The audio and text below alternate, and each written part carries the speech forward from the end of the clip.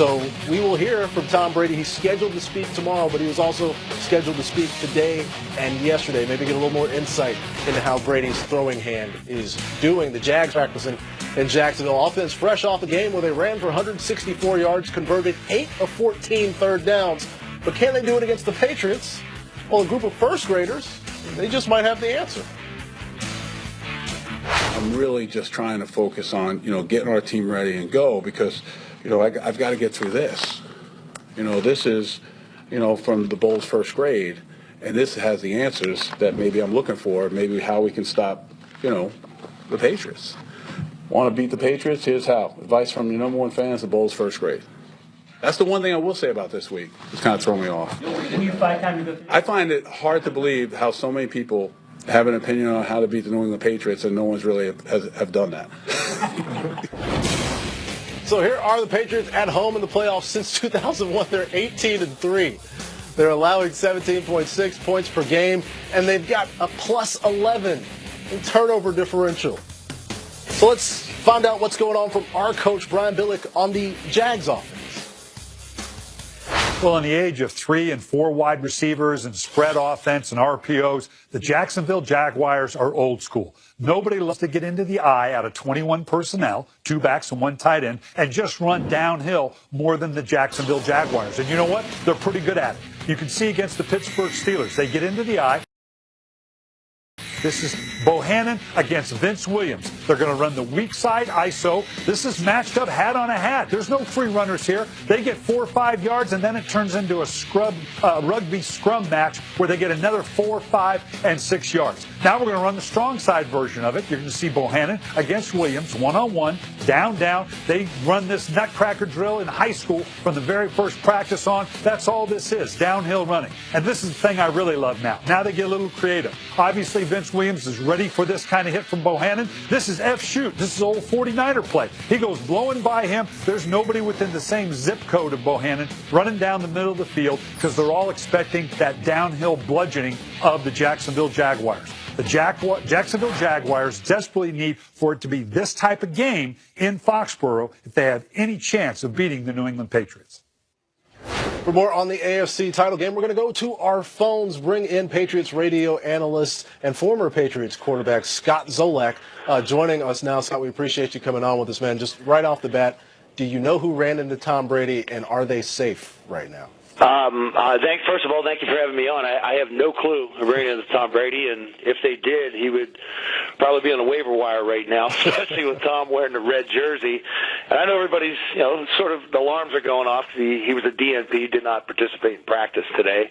But there were several other occasions, especially at the end of the year, where he sort of had those maintenance days, and he was on the injury report multiple times with aggravated Achilles. He did have the shoulder injury, and I just think he was really dealing with something on the right side of the body at some point all year, even going back to the Tampa game when he was beaten up pretty good on a short week. We were down in Tampa on a Thursday night early in the year, and there were some footballs that he did throw throughout the course that aren't Brady-like balls as far as an accuracy or sell on them that ended up being turnovers. So those were sort of unique to Tom Brady type throws. But, a lot of people in panic around here because Tom did not practice today.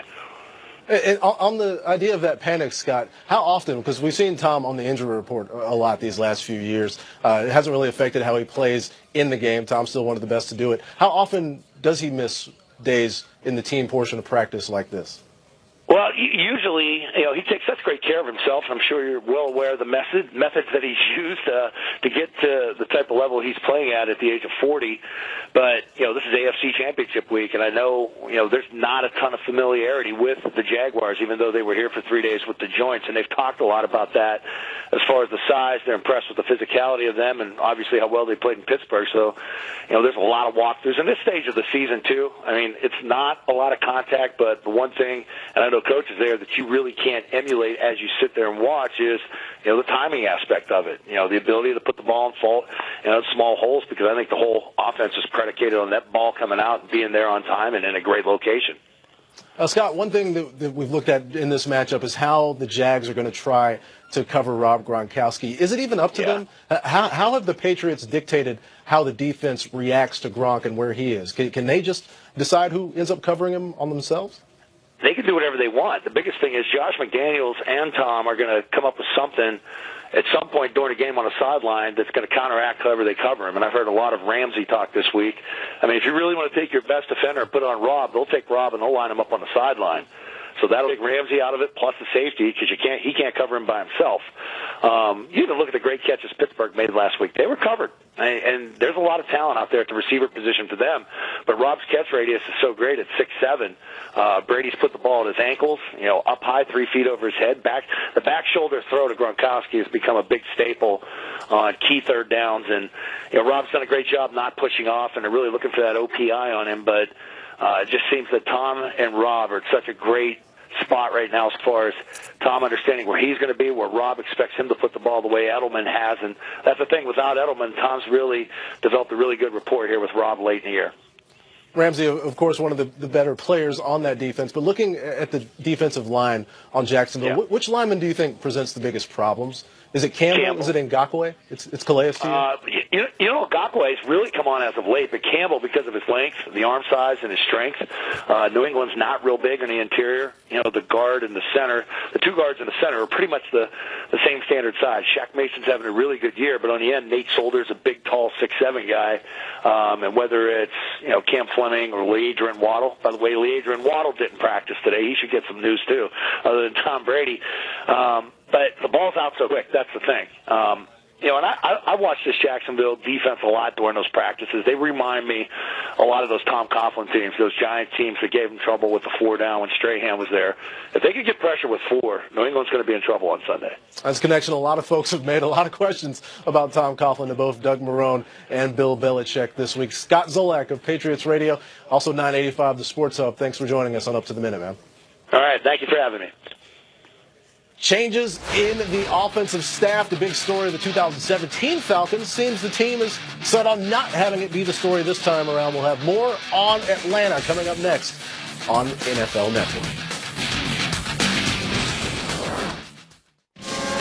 I don't have to chase that camaraderie.